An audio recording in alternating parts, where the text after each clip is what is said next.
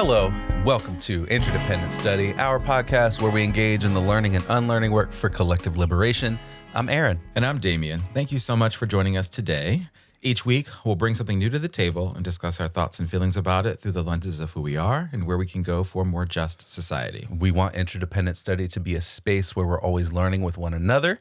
And Damien, you're up this week. Yes, sir. What are you bringing to the table today? I have brought our November book to the table for us to talk about today in our quest to bring a book a month to this here podcast of ours. Sure. So the book I brought today is called Loving Corrections. It was written by Adrienne Maree Brown and was published by our friends over at AK Press just a few months ago this year. So it's like fresh off the presses. And I'm really excited to talk about this one. I finished it.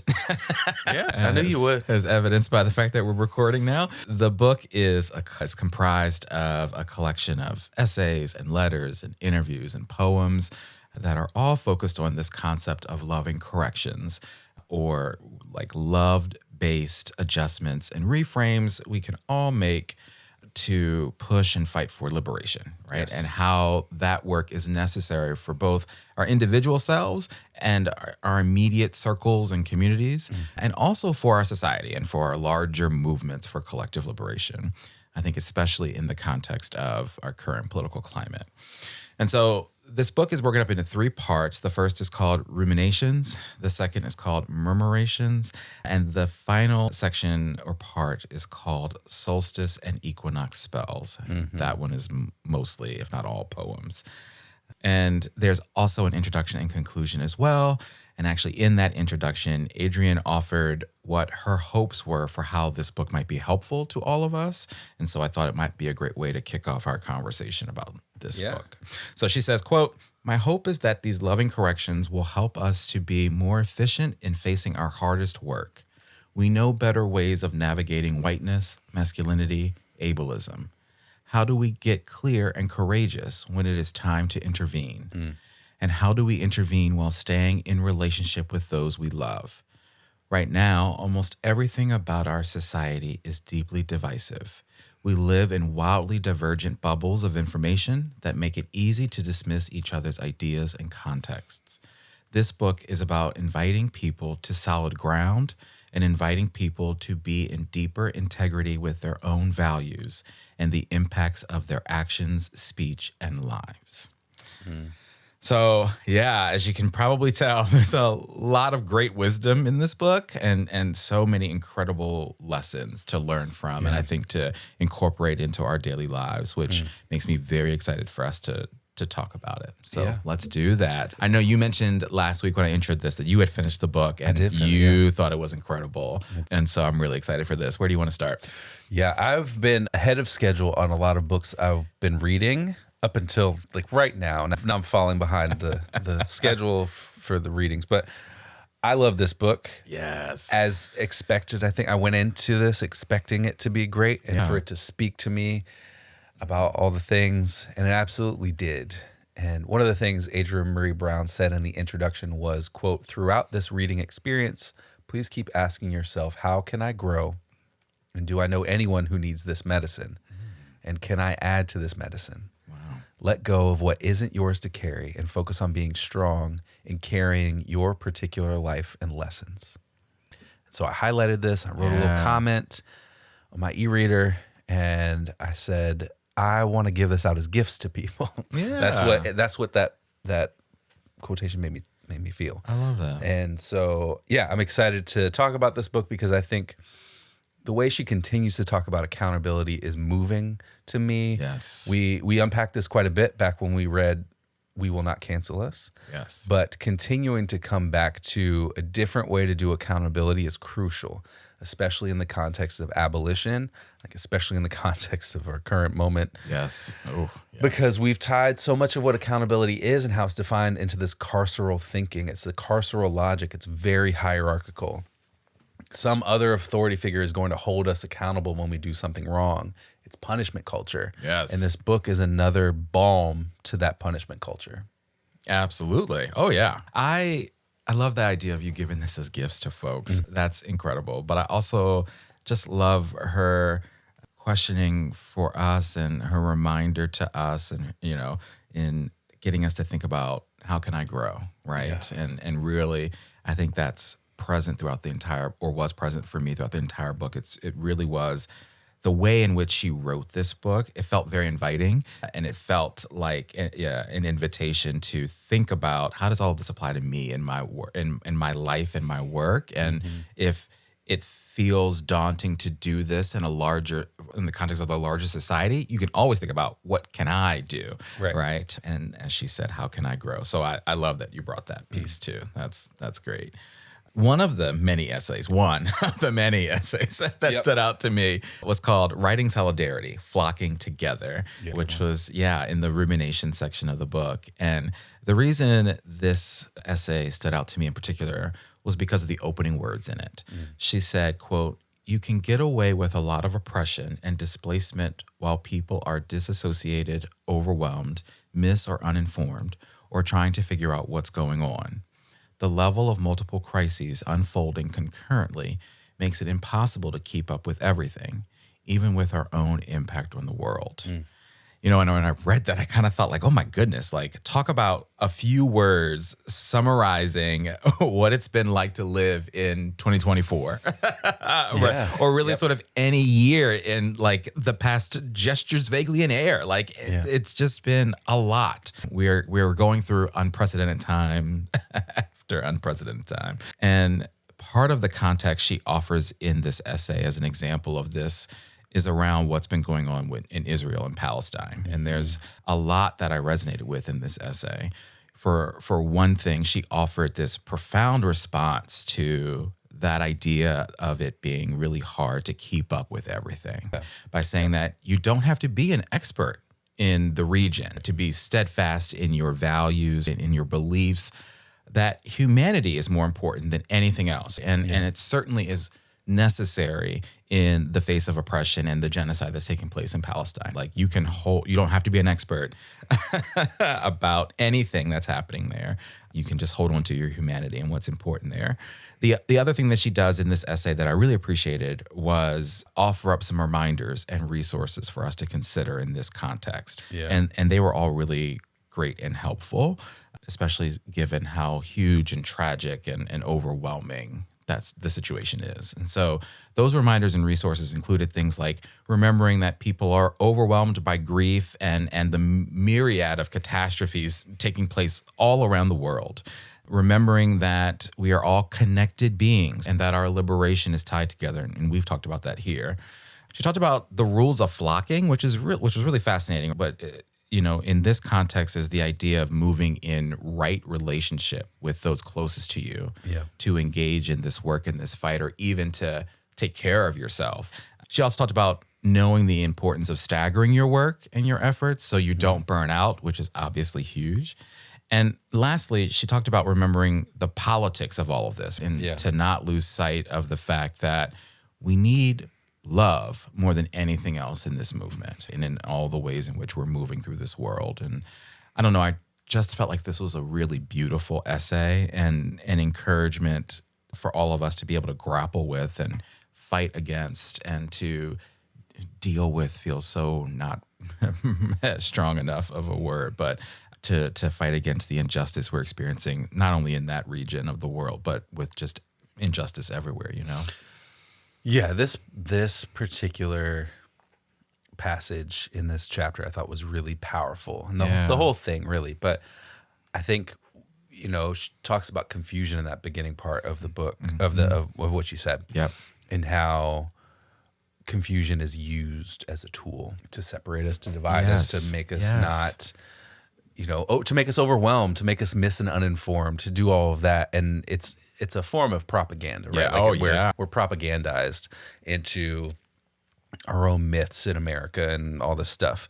And I think one of the ways we get confused or we get misinformed or we get divided is by paying close attention to our own economic situation. Oh, yeah. Right? We get caught up in the things that are urgent to us and are right in front of us, like how much groceries are or how much my home insurance is going up next year or, all the other things that are real and right there in front of you and impacting you on a day-to-day basis and creating stress for you. And she says in a chapter called Building a Compassionate Economy, quote, "What I know for certain is that humans act from need and belief, most of the time to protect what they love.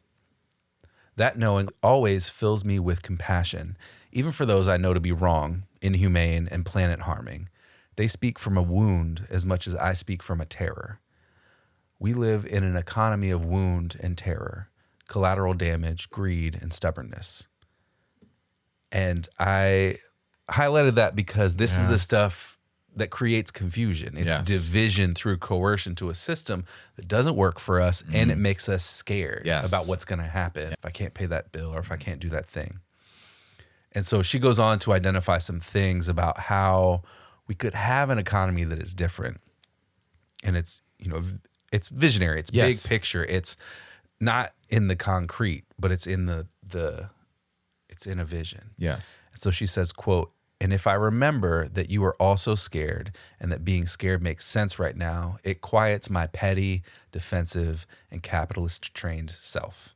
It allows room for something other than my way to be the way forward. It allows a collective, interbeing, compassionate self to emerge.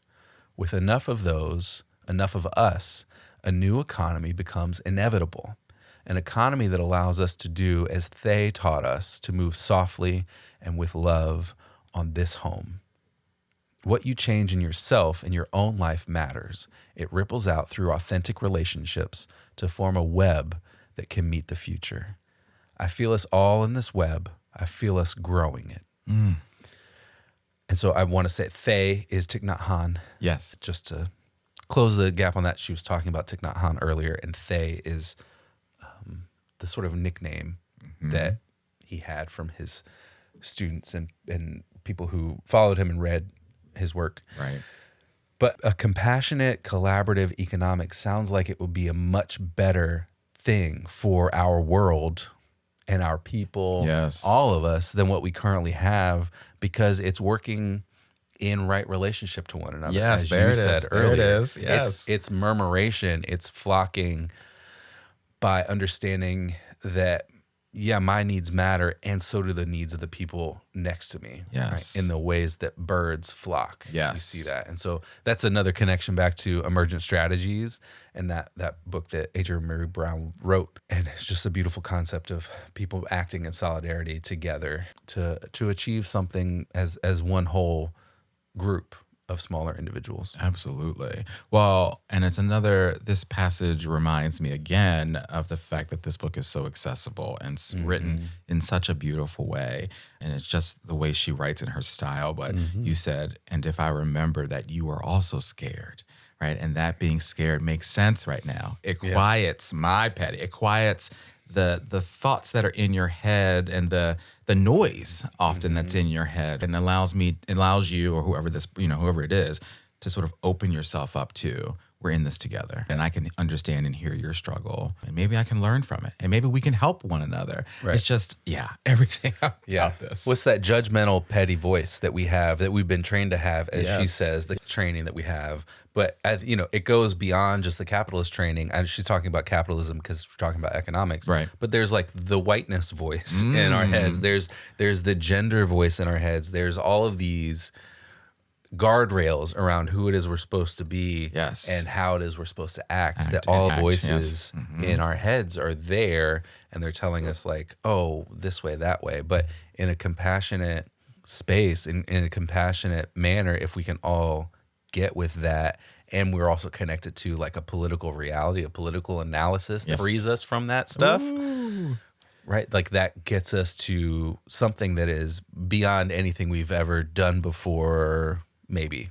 Yes. I don't want to speak hyperbolically, but it feels like something that it's at least entirely different than what it is that we've been doing for the last several hundred years. And it sounds so much better than what we've been doing. Absolutely. So that's really brilliant stuff there. If I could take us into the book a little bit more, the memoration section of the book, there's an essay called Realizing Our Abolitionist Dreams. And I love that you already started to talk a little bit about abolition. I want to talk about it a little bit more here. What stood out to me in this essay was Adrienne's loving corrections for us around the internal and social policing that many of us do that gets in the way of and isn't congruent with abolition. Yeah.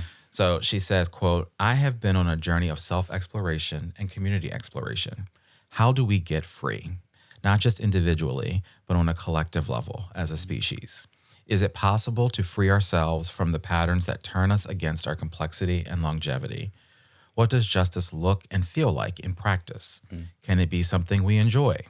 We dream of abolition, but to make it real, we must understand that every relationship with other people or with the land we are on is practice ground, and we need each of these places to practice toward a viable, embodied accountability, one we can rely on under pressure.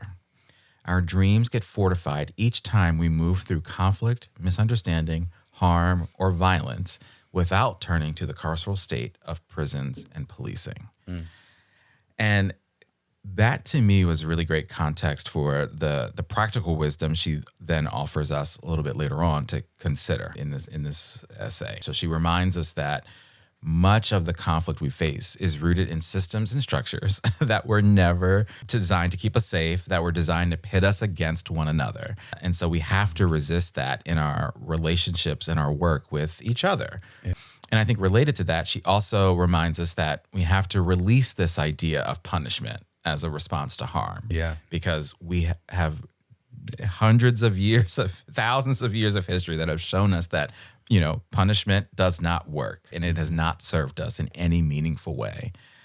And lastly, she offers this idea that accountability is so important, both in ourselves and also as a way to influence accountability within our larger society. And I think, and you talked about that a little bit too, I think that's so important, but the biggest piece I take from all of this is that, abolition starts within, right? And there's important and necessary work that I think we all have to do individually for ourselves, but also the people in our immediate spheres of influence in order to help us dream about and work towards abolition. And so I just appreciated her wisdom here for sure. Yeah, absolutely. Abolition starts within. Yeah. And Adrienne has written a lot about how we change ourselves to change the world, which is Ursula K. Le Guin. Mm-hmm. And so I really appreciate what she said there about abolition starting from within and starting to talk about accountability and that being entirely different than this punishment culture that we've developed and live within. And so in Stewarding the Future, she says, quote, I believe we are living in a world dominated by the imaginations of ancestors who didn't love us, who didn't believe in an abundant earth and our collective power to steward it. My work is also powered by pleasure activism, the belief that justice and liberation must become the most pleasurable experiences we can have, and that we must reclaim the experience of joy and satisfaction for everyone. How do we build the future on a deep yes, a deep longing for what we want? And in the context of practicing loving corrections, what do we mean when we say abolition, accountability, interdependence, community, and liberation? Which is beautiful. Yes. Oh, my goodness. It leads us to a lot of questions, but it also lays the groundwork for how we get to those places too, right? How we start to answer those questions. And because we have to find the joy and liberation with one another. And so it starts with us.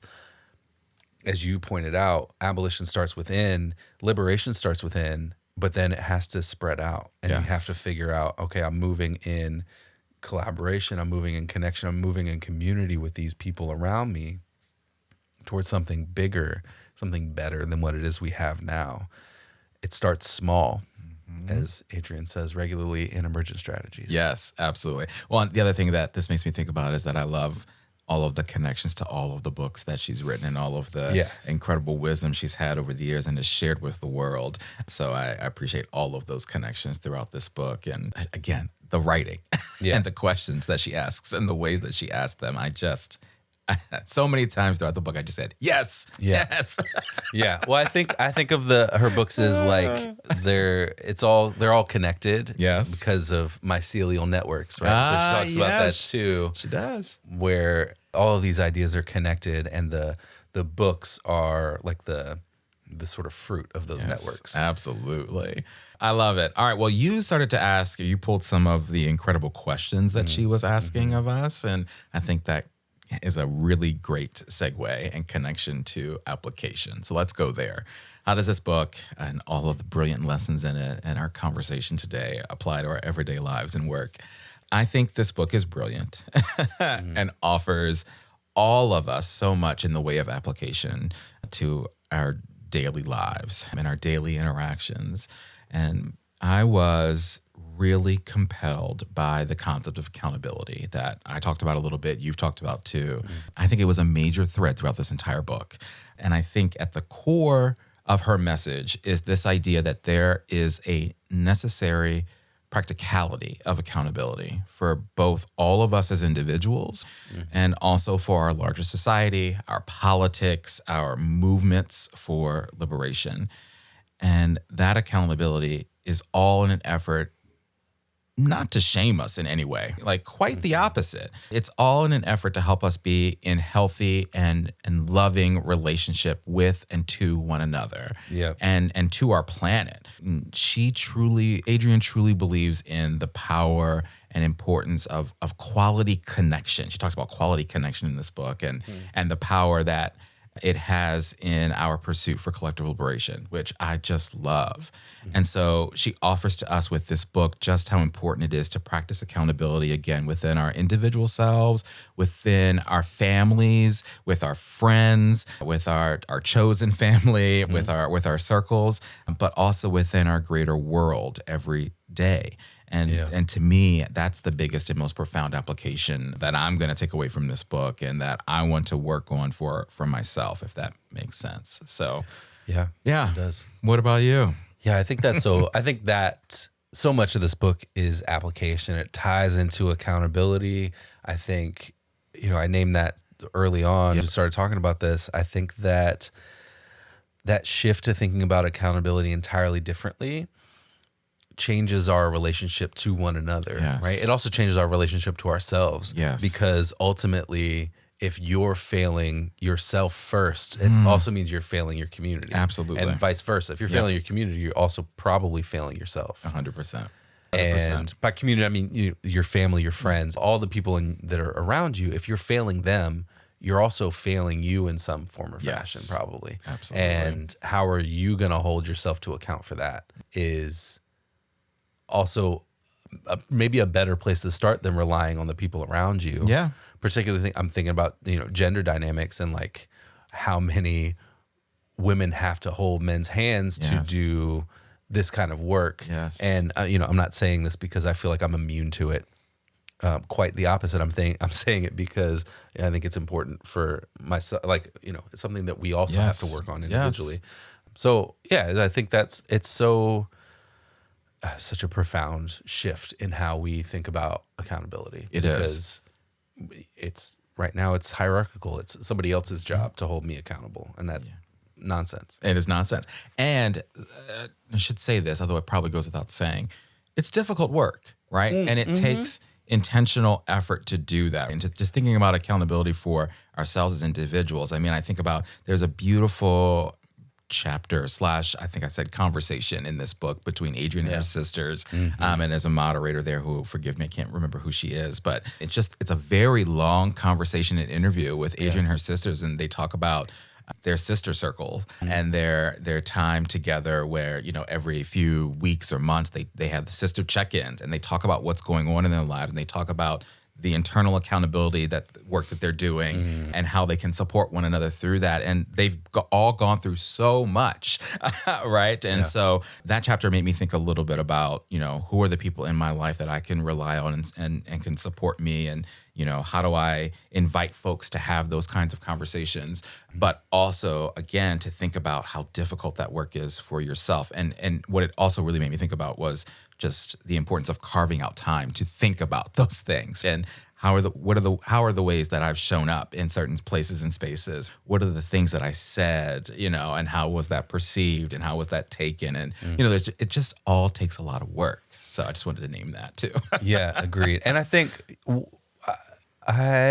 that there are lots of people walking around the world who the first step of accountability is identifying what your values are, what it is that you believe. And I think that lots of folks haven't done that work yet. And it's hard to then hold yourself accountable to who you are and who you want to be if you can't articulate Yes. that stuff too. And that's more work. That's more work. Absolutely. So yeah, I love. Sorry, I jumped in on your No, that's application there. Beautiful addition. So my application this week comes from the introduction. Okay. And it ties into what we're talking about with accountability. Okay. She says, quote, "In my somatic scholarship, I learned that feedback from others should not be received as the truth, but as a truth. This was quite liberating. I used to let each morsel of feedback decenter me until I was quite lost from who I was and how I felt about things. Now I take feedback in as something currently true to someone who loves me. I let it simmer, distill, and keep what is useful to me, what I can work with and grow in." Yes. So receiving feedback as a truth sounds super freeing. Yes. Like, what if we can distill what the meaning is for us individually within the context of whatever that feedback is, whoever that person is who's giving us that feedback, but while keeping ourselves grounded in our values and what it is that we hold true for ourselves. It's important. And Yes. I think it also helps us if we can navigate that feedback as a truth. It also keeps us grounded in accountability to others, to the people in our circles, but also accountable to ourselves and our values. Yes. Because if everything is the truth, then you lose sight of yourself. And so it feels like that if you fall for anything. Yes. Oh, yeah. Kind of idea. Mindset. So that's my application. I love it. Very good stuff there. All right. Well, let's turn our conversation over to homework now. Yes. What do we want to do to continue our learning and unlearning work once we leave the table today? For one thing, I would love to continue to engage in the incredible lessons in this book. And I noticed that AK Press has a reading and discussion guide for this book on their website. Oh. And I only found it today, so I haven't had a chance at all to dig into it. Yeah. But so my homework is to read through that and figure out what work I might be able to do with and for myself, but also what work we could do here together maybe, and also figure out where else, I and we can utilize that great resource. I think it's full of just lots of incredible questions to consider based off of all of the profound wisdom that Adrienne brings to the table in this book. The other thing I'll say is that, so we've officially read 2 of her books here for the podcast. You mentioned we read We Will Not Cancel Us. We've now obviously read Loving Corrections. So it might be good to bring her other books to the table as well at some point. So we'll think about that. What about you? Yeah, so there is a beautiful chapter about Ursula K. Le Guin and how her work has influenced Adrienne's thinking and visioning for what collective liberation looks like, or what different versions of our world could be. Oof. And the way that she has been able to honor Ursula's writing and work. And it made me want to read some of her novels. Yes. So I'm ready to dive into some of her work soon. Yes. And so that's my homework, is following up with some speculative fiction from Ursula K. Le Guin. I love that. Well, and that just, hits the point home that there is so much in this book that we didn't get a chance to talk about. Yes, so she spends a lot of time with Ursula's work and her influence. Yep. And so I think that's great homework. I love it. All right. Well, that's Loving Corrections. We totally encourage everybody to read this book and to use it in your everyday lives. So thank you, Adrienne Maree Brown, for this incredible book. Aaron, my friend, you're up next time. What are you bringing to the table in our next episode? I am bringing an article from Truth Out called "Here Are 5 Media-Related Actions We Can All Take Before Inauguration Day." Oh, wow. It is a quick read about how important movement media will be to resisting the authoritarian and fascist agenda of the new Trump administration, which he's been telling us about along the campaign trail this whole time. And he's been telling us through these nominations and appointments in his new cabinet. Oof. There's going to be a lot to resist. There's going to be a lot of ways to resist. And it's a long, challenging road ahead for all of us, I think. Even the people who think that it's going to be great for them, I think they're in for a rude awakening. Yeah. And we need all of us in the fight. Well, the people who want to be in it. We need all the people who want to be in the fight to be in the fight. And so I'm excited to read more about how movement media will be in the fight. Yeah, that's great. I love this idea of a practical practical strategies to help us and to think about what comes next, because I think that's necessary for sure. So I'm excited about that. And from our friends at Truth Out, that's great. Very good. All right. Well, with that, we want to thank you for joining us today. You know what we want you to do here, but in case you forgot, please follow, leave a rating and review, share our podcast with the people in your life. Follow us on social media, including Instagram and TikTok. Check us out on YouTube and Blue Sky, and sign up and join us on Patreon to get notified about any new things we've got going on behind the scenes. Yes, thank you so much for listening. And remember, it's not about us, but it is about all of us. And we'll talk to you next week.